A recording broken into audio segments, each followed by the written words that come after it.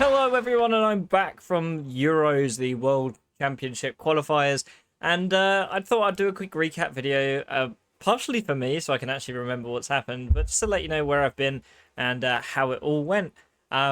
So without further ado, let's just jump straight into it. I mean, the game plan for Euros was to kind of traumatize people with my jars. A deck list will be coming soon out of a Runick jar list. It's like Runick Stun, but with jars. If you saw my Master Duel video, it's very similar to that, but a bit more disgusting. So that was my game plan, and then also I wanted to play a bunch of Edison with my Gigafire's deck list, which again is also on the channel. Now, the plan kind of worked, but we'll get into that when we get to the first day. But starting off with... So this is the journey up to the venue. So I had to wake up quite early. We planned to go up on the Thursday, and then the event, kind of pre-event, starts Friday, just to avoid any delays or anything that might stop us getting stuck. So day zero, woke up at about 6 o'clock and immediately missed my train, which was a good start. And then I got the next train, and it went past my stop by about 30 minutes. We had a bit of a mess there. Luckily, my mates came through. Shout out to Jordan and Ross. Thank you. I was panicking so much.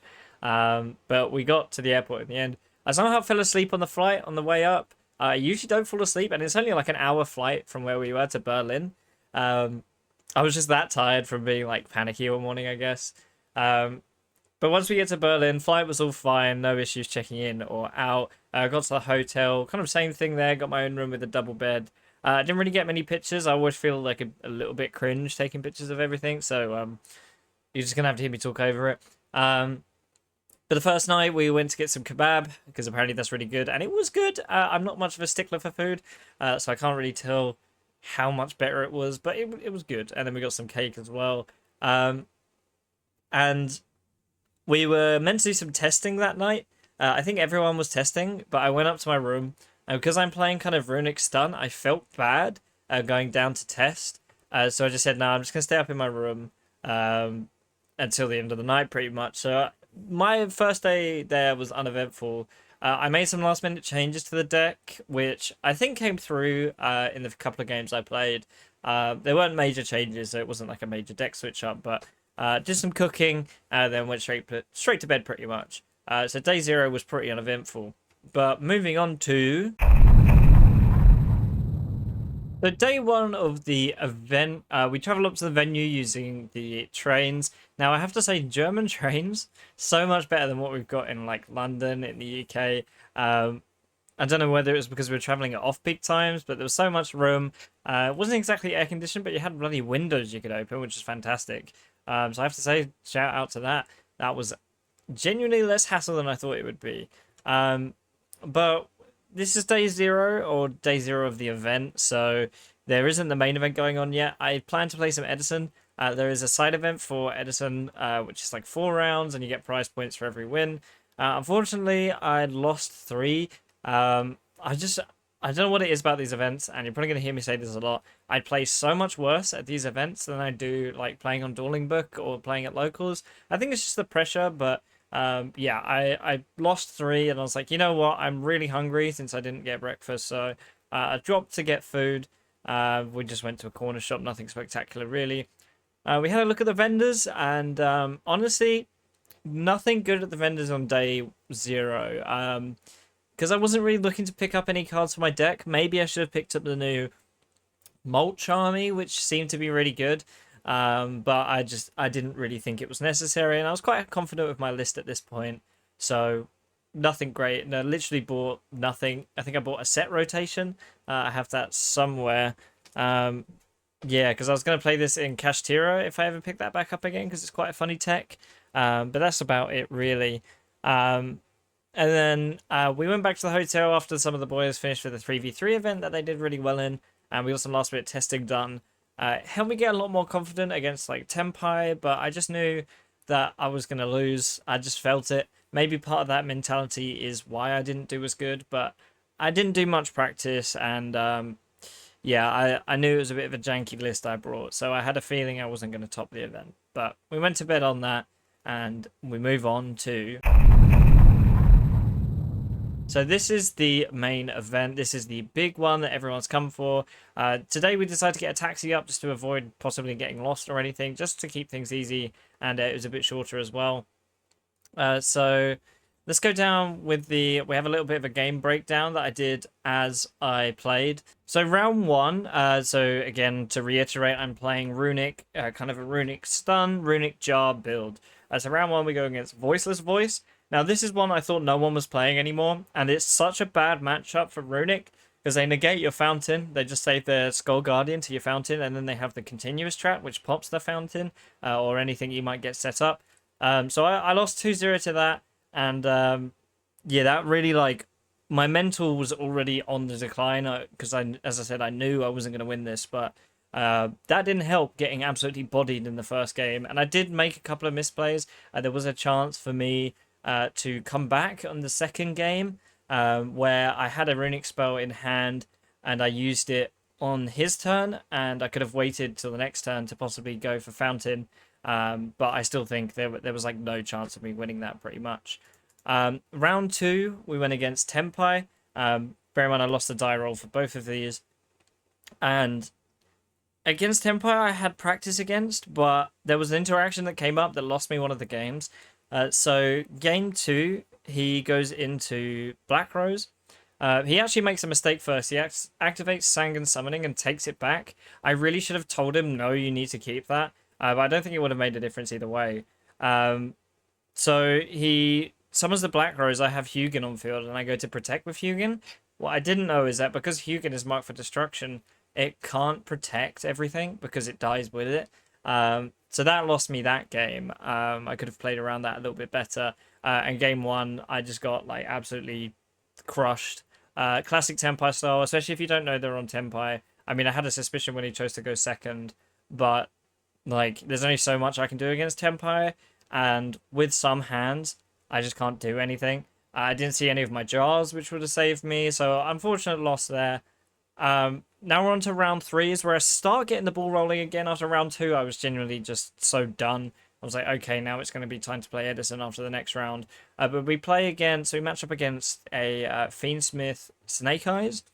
Now, the Fiendsmith Snake Eyes is a deck I prepared for, and Floodgates do a lot against this deck. The Floodgates in my deck don't do much against Tempai, so seeing this was genuinely really, really good for me. And I got my Floodgates off game one and managed to mill him out using the Jars and the Runic cards. And same with game two. I went second, but he bricked, he set two and pass.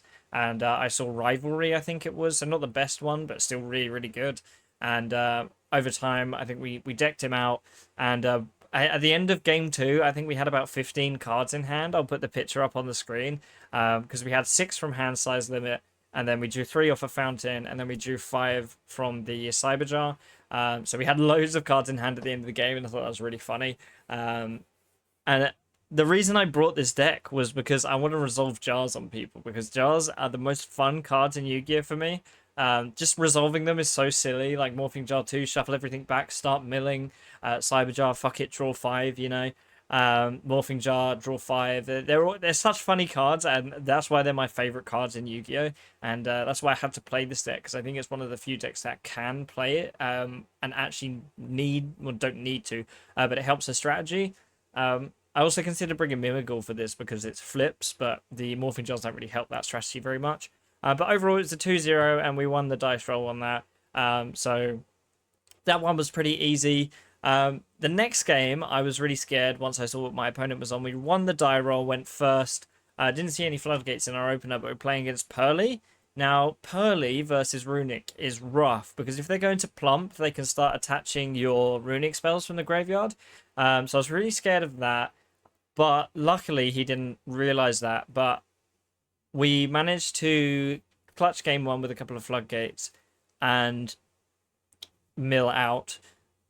I mean, I think at one point, I think we had like 3 Floodgates up, Goes and Rivalry Tipu, and I was just going through my Runic stuff, and he just says, yeah, you got it, let's go game 2.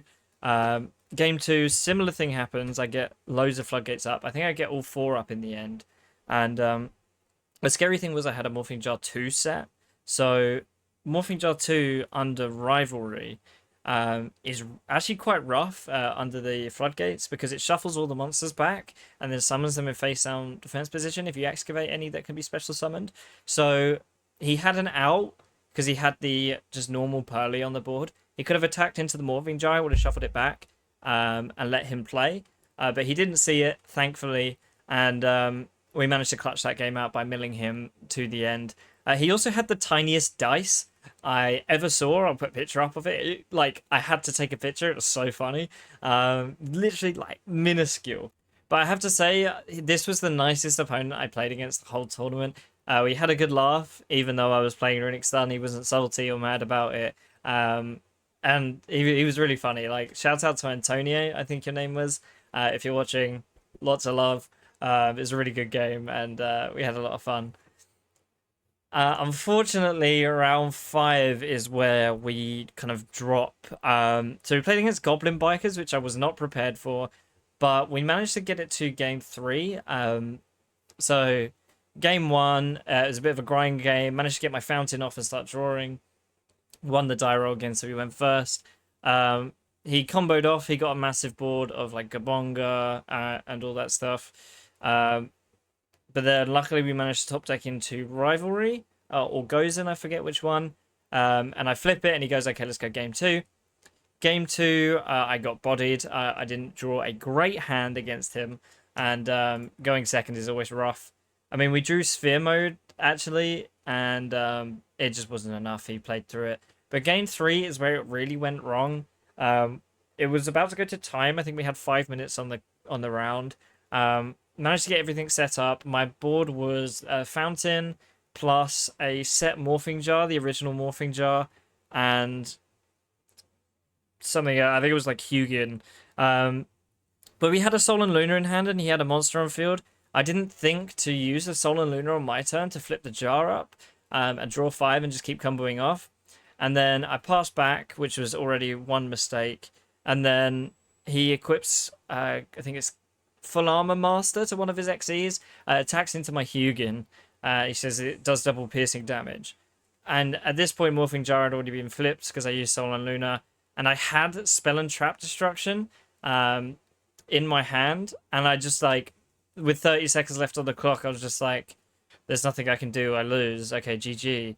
And as soon as I said that, I was like, I have the Spell and Trap Disruption. Something about time, it just gets me. And yeah, I just brain fog, misplayed that one. And it was a shame. After the win against the Fiendsmith Snake Eyes, I felt like I was starting to spiral upwards. If you've played in a big event, you know, or at least a lot of people around me were saying spiraling is a big thing. If you lose one game to a misplay, your mental is going to be down, and you're going to more than likely lose another game because your mental's down. But it's the same opposite. If you win a clutch out a game, your mental's going to be really good. You're going to feel great, and you're going to start winning. And I thought that was it. That I was in. I was locked in. First 2 games woke me up. I now need to win, win, win, win. No losses. But unfortunately, I misplayed. As I think more practice would have kept me out of this, but I don't think I ever would have practiced against Goblin Bikers. But yeah, it's something that, because I'm kind of inexperienced, I played for 3 years roughly, that's what's done it. But yeah, a couple of those games, as you say, the Black Rose and that last game were both misplays. I think if I had played optimally, we could have even clutched the first game. I think we could have definitely at least been at this point 4-1, which would have been a great record. But unfortunately, yeah, misplays and lack of practice. But that was me out of the main event. 3 losses usually means you're not making it to top cut. So I dropped out of that to play Ultimate Time Wizard, which was starting at 5, or was meant to start at 5.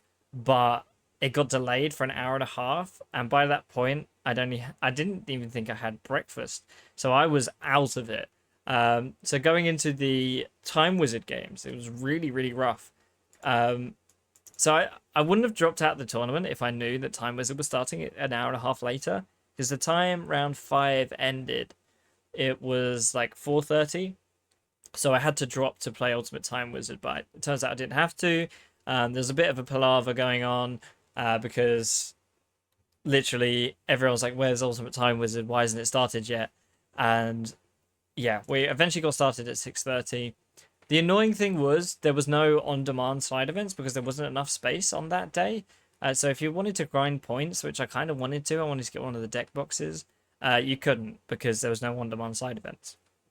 But moving on to the Ultimate Time Wizard, we did worse than we did in the main event, honestly. One thing I noticed about Edison in Germany is that there is a lot of Glad Beasts. There were so many Glad Beasts, and it's such a rough matchup for Gigavise.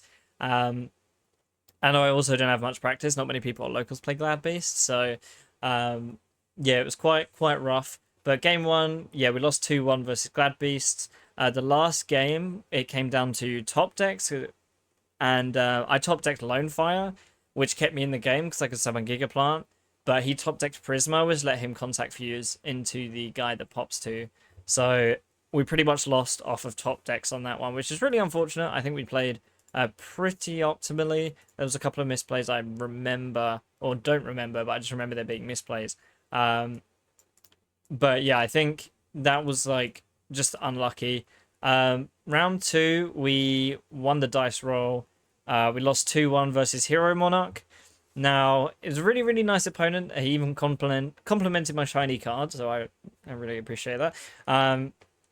But game 2 was really funny because we went 2-1. But game 2, I got stuck behind a Spirit Reaper for about 10 turns with a full board of like Gigaplant, Titanial, Brute Draco, Catasta, and I just couldn't get around it. I should have clocked sooner that I should have gone straight for Black Rose, which would have just won.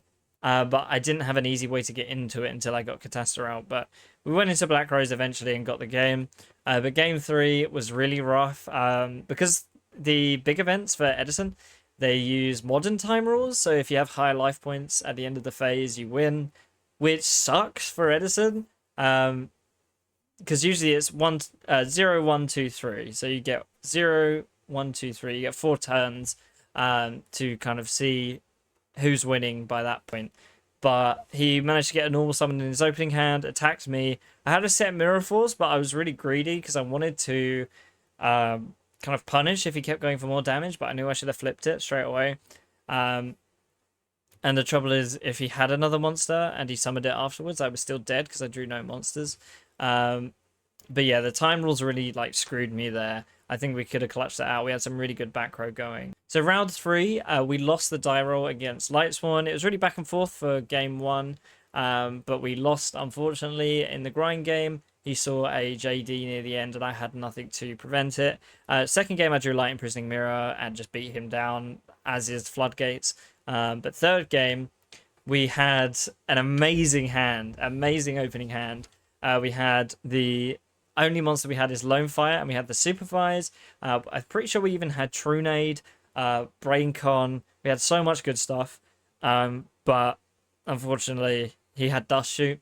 So he Dust Shoots my Lone Fire, and I'm stuck on nothing. I just have to set stuff. I managed to claw my way back near the end with the Supervise on a Gigaplant. And like start comboing off.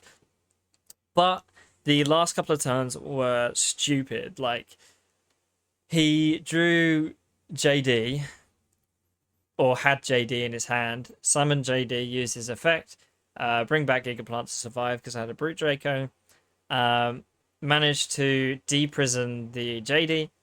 He top decks another JD next turn. I'm like, okay, GG. Like, well played, I guess. That's just unlucky. Like, Dust Shoot my combo to double JD. It's like there's not much you can do about that. X2 was even not really making it because there was only 6 rounds, so it yeah, it wasn't great. But I think we ended the day, I think it was about 10 o'clock by the time we left the venue. And that's the reason I didn't really get to see much of Berlin either. We were basically in the tournament hall the whole day. So yeah, I mean, we tried. We had fun, but unfortunately, sometimes you just get unlucky, especially in Edison. But now moving on to so day 3 wasn't very eventful for me up until a point. So I played a couple of on-demand events. They were back on. Played 2 Edison pods, 8-man Edison pods. Lost both times. Again, so close. I think bringing Gigavise to a big event like this was a mistake. I played about 9 rounds in total and lost every round. I think I needed to just like crack out Black Wings or something. As much as I don't like it, or I just love Gigavise, I think that would have been the pick just so I can get some wins in. It's a very consistent strategy. But yeah, pretty much just did that, and that was it for me. I was just out. I was just like, okay, you know what? I'm just gonna watch the game on stream, and meet up with a couple of friends who also dropped out. And then the something happened in the venue. So if you were watching the stream, you already know what I'm about to say. But the fuse box that was like helping power the event blew up. There was a massive bang. All the lights went off. Emergency lights came on, and then yeah, everyone was like, "What the fuck is going on?" The first thing that runs through your mind at that point was, "Is this a bomb? Is it a gunshot?" But the thing that told me it wasn't was there were no screams. In fact, it was the opposite. About 5 seconds after the fuse box blew up, everyone just started clapping. I'll play the clip now for you. It's really funny. Resolution here, we're going to summon mass. Oh wow, we have an incident in the hall here. Wow, I think this might have been the electricity that has been going off. Wow, that is... So me and my friend are sitting there after that. Smoke is slowly like filling up the room. And we're like, do we play another game? Judges come rushing over. They say, look, it's fine. You can keep playing. Everything's fine. Everything's under control. Don't panic. But more smoke keeps filling up the room. At first, we thought it was just the explosion, like the initial explosion, just a bit of smoke, and then it would stop. But more and more smoke keeps showing up. And I look at my friend and we go, look, we need to get out of here before the rush kicks in, because they're going to tell us to leave. And as I say that, the announcer goes, "Attention duelists of the advanced double up event. Your round starts now." And we're looking like, are you joking? Like, the room is literally filling up with smoke. Loads of people are leaving, and you're telling everyone they can start the next round. I think that was really bad. That's really rough. I can understand that they don't want to cause panic, but they should have said, don't panic on the speaker. Like, just don't panic. We're going to need to leave calmly. But at that point, me and my mates left. We went outside. I think we went to the like smoking area, ironically, since it was less crowded than going out the front. And I was keeping Twitch chat up to date. If you saw me in Twitch chat, hi, hello. I was just saying, look, the fuse box blew up. Everyone's fine. Because on stream there was just a big bang, and there's some Farfa said there's an incident, and then it just like cut pretty much. So I was keeping Twitch chat up to date. We were in the smoking area. Someone comes out to the smoking area and says, "Look, everyone, you need to leave. Like leave." And we're like, okay. Everyone starts moving their way out. And a couple of my friends were in a 3v3 event, and they were XO, 3 wins. Which is a lot of points. I think it was 16 points. You get 8 points per win. It was a double up event. And they're all like, well, what happens now? What happens to our points? You know, because they don't transfer over to other events. So if you don't claim your prizes, you lose them. So everyone's wondering what's going on. We're just standing outside for about half an hour, and we hear nothing. So we decide, okay, let's go get some food. So we go get another kebab because, you know, might as well. And we open up Neuron. And we see a notification from Konami that says, thank you for being cooperative. Due to technical problems, we had to evacuate. Everyone who had a game in progress is granted a win, and there'll be no more side events going forward.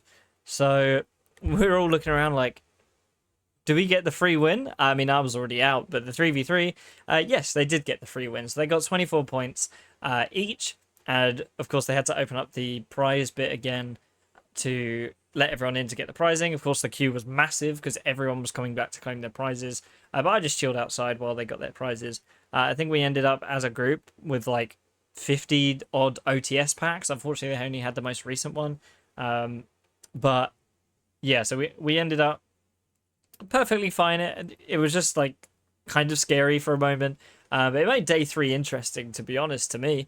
But then we went to get more food. Went to like this Italian place and cracked the OTS packs. I think there's like 4 ultimates between them, a couple of harpies and the Chaos Angel. From there, we were all pretty tired. We went back to the hotel. We played Uno, which is the superior card game, by the way. But we had the shot of tequila in the middle. That was like, if you lose, if you're the last one in, you have to shot it. Luckily, it wasn't me because I hate tequila. But yeah, that's how we ended the night. And we went to bed after that. And last day, I didn't really do anything. I woke up at like 11 o'clock, which was like an hour before clock out. So I just got a coffee and pretty much we just got the train back and flight back and we got home safe and recorded the deck list today and recorded this recap. So overall, would I do a WCQ again? Maybe. I don't think for me it was worth the stress. Like, I think the week following up to it, I was like, why did I sign up to this? I don't think I can do this. I'd rather just sit home, play Master Duel, make some videos, you know. It's a lot more fun to me versus all this stress and worry of going to another country, play against some of the top players in EU. And my record shows, my win record shows that, yeah, I think that got to me. If I did do it again, I'd do more practice, but honestly, depending where it is next year, I probably won't go. I'll probably just sit here, chill, play some games of fun decks that I enjoy and upload to you guys, because I have a lot of fun doing this YouTube stuff. And I'm glad you guys enjoyed the videos as well. Thank you to everyone who was commenting on the community posts that I was putting out. I understand I was spamming it a little bit, so apologies for that. But I wanted to keep a record of what happened over the WCQ. And yeah, I do appreciate you all, and I'm just glad you're with me. And if you've watched this far, I do appreciate it. I understand it is a bit of me rambling, so. But yeah, I don't think I'll do it again anytime soon unless I feel really, really confident in my deck. And as someone who is an extreme introvert, like, it was a lot of socializing for a couple of days, and that also wears you out intensely. So maybe again, but who knows.